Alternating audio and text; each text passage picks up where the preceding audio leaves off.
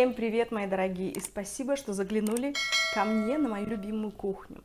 Друзья, я сейчас начинаю делать серию видео о ферментированных продуктах. И эта идея ко мне пришла после того, как я начала запись таких познавательных видео о работе нашего желудочно-кишечного тракта, о проблемах с кишечником, о запорах и так далее. И, естественно, самый натуральный пробиотик, который может быть у нас в этой жизни, это все квашеное. Квашеная капуста с яблоками, это понятно, всем известно. Или квашеная капуста с морковкой, или просто квашеная капуста. Эти рецепты мы все знаем.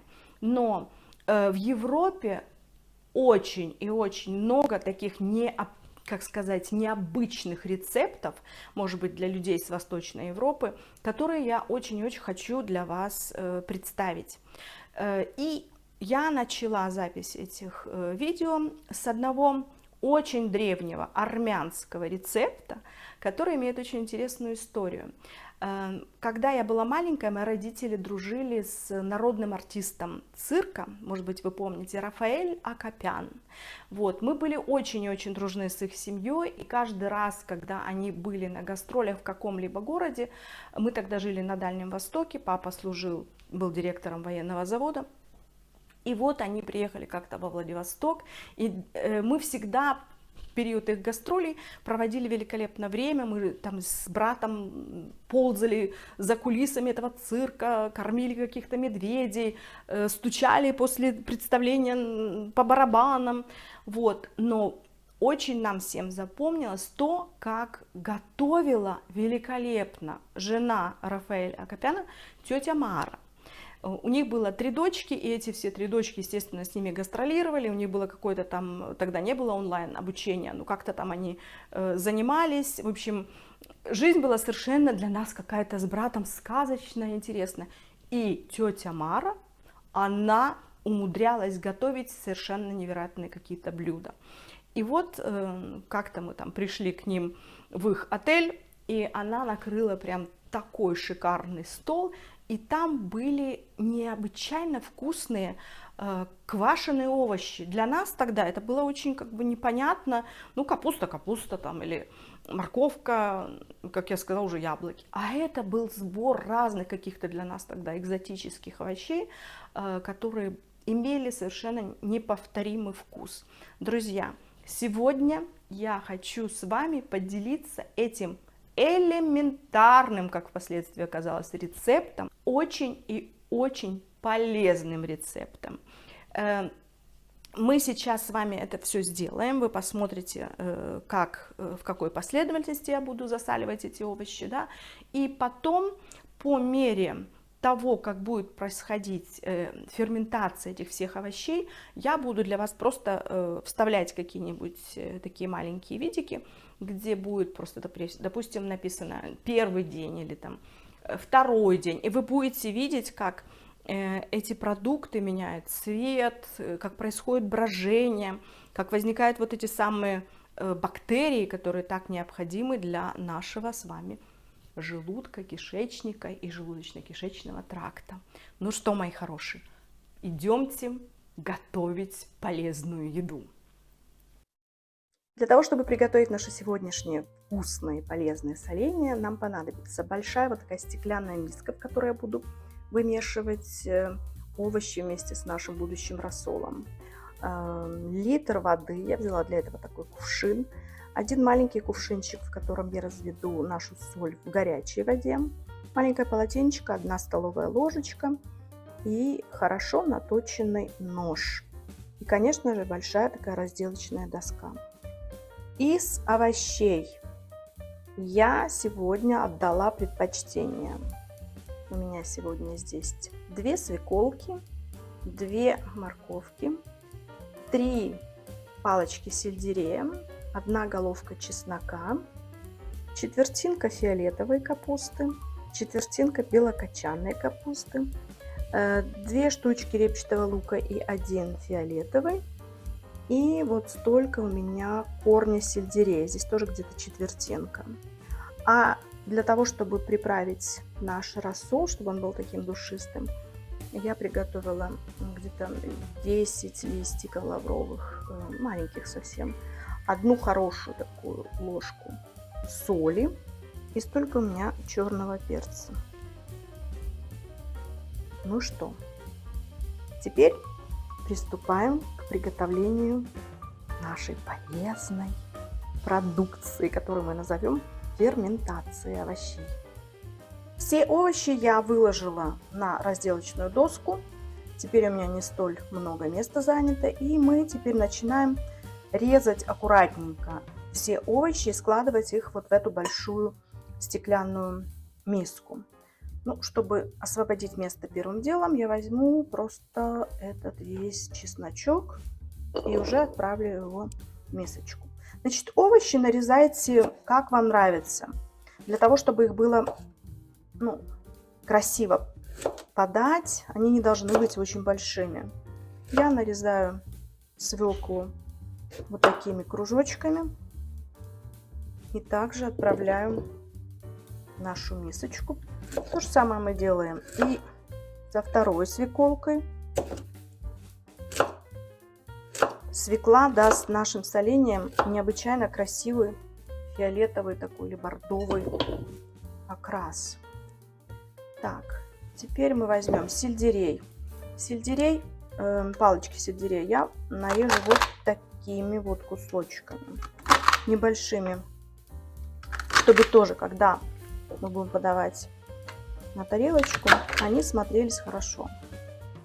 Так, эти я могу порезать вдоль, что они такие толстенькие. Все, и к друзьям овощам отправляется наш сельдерей. Уже как красиво, смотрите, дорогие мои. Посмотрите, какие цвета.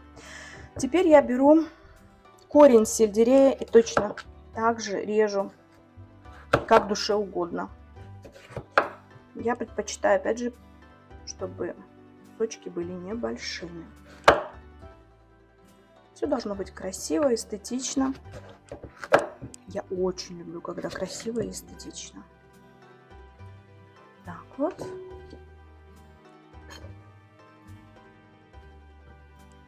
И второй ломтик. Эти овощи, как и все другие соленья, но очень просто делать. Вы сейчас увидите. Самое долгое это нарезка, наверное, да? Вот. А вообще это просто такая кладезь витаминов, минералов и полезных, необходимых нашему организму бактерий. Вы же знаете, да, что у нас с вами в кишечнике живут бактерии. Их более чем 3 миллиона штук. Теперь приступаем к белокочанной капусте. Тоже режем такими ломтиками. Все. Отправляем дальше. Так вот, когда мы с вами болеем или же проходим курс каких-либо антибиотиков, то вся наша микрофлора желудка, кишечника, она уничтожается.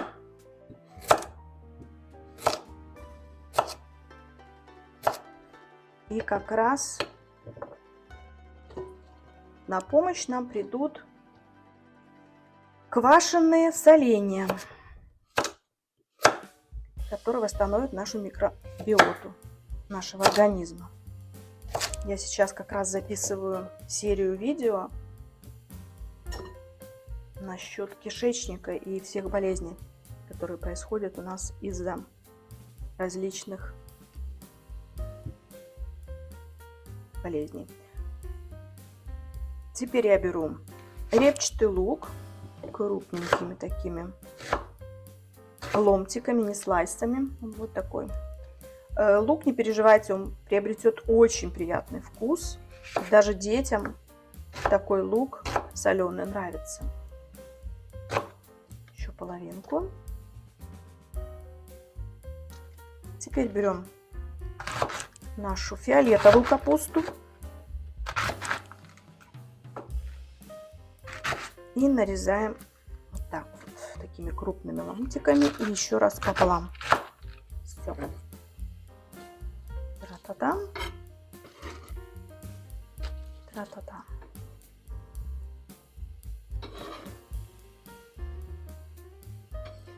Ну и последний ингредиент — это наш фиолетовый лук.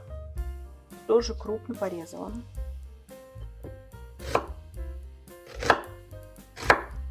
Все.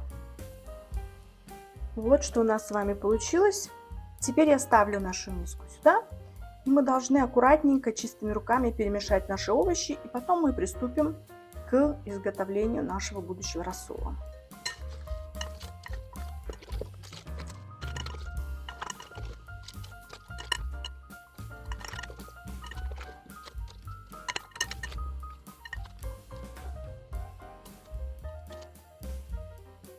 Посмотрите, какие нарядные цвета у нас получились с вами. Но это же просто будет украшение любого стола.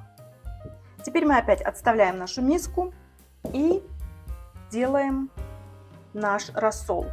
Я беру вот такой маленький кувшинчик. Сейчас я налью в него горячую воду и разбавлю растворю, даже не разбавлю, в этой горячей воде 1 столовую ложку соли. И потом мы это все вольем в воду, которую я тоже приготовила. Вот здесь у меня литр. Вон. И покроем все наши овощи этим самым рассолом. Итак, я высыпаю соль. И теперь я соль заливаю кипятком и вымешиваю до полного растворения. Так, я взяла вместо ложки такой маленький венчик.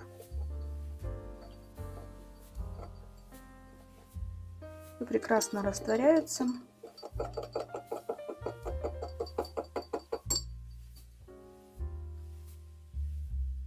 Теперь я вливаю соль в нашу холодную воду. Немножко еще вымешиваем. Не волнуйтесь, что там немножечко еще осталось.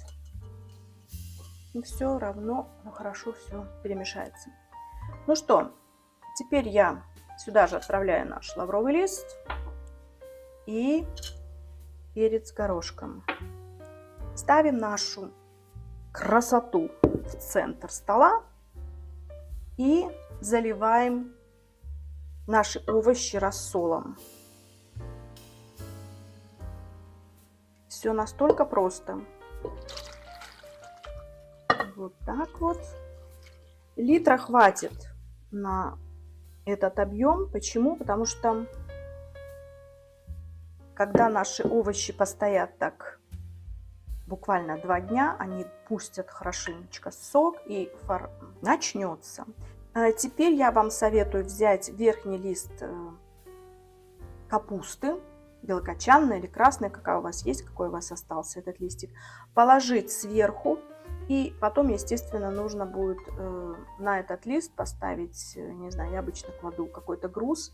Если у вас какой-то камень есть чистый, то заверните его в кулек и придавите наши овощи, да, чтобы они погрузились в рассол. Или же вы можете просто взять, прикрыть всю эту прелесть тарелкой и на тарелку поставить, я не знаю, какую-нибудь емкость с водой, чтобы это тоже являлось грузом.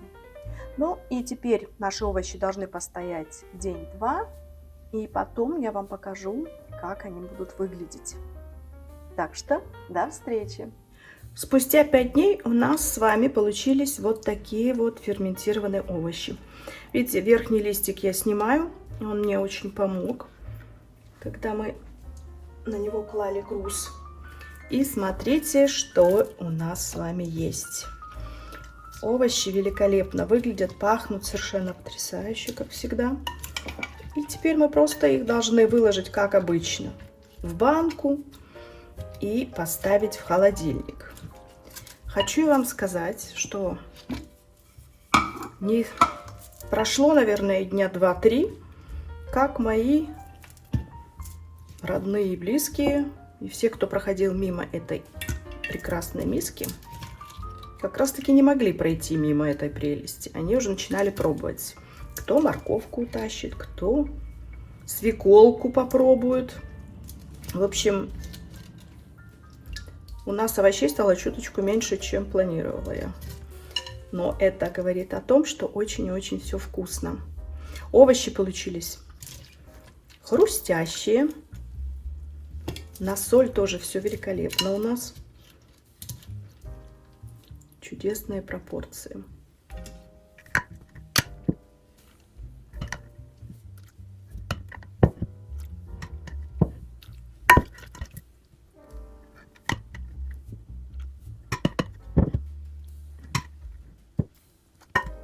А то, что у нас в банке, мы сейчас закрываем крышкой такой герметической.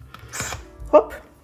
И отправляем в холодильник на длительное хранение. Смотрите, как у нас все с вами красиво и вкусно. А главное, полезно. Спустя 5 дней смотрите, что у нас с вами получилось.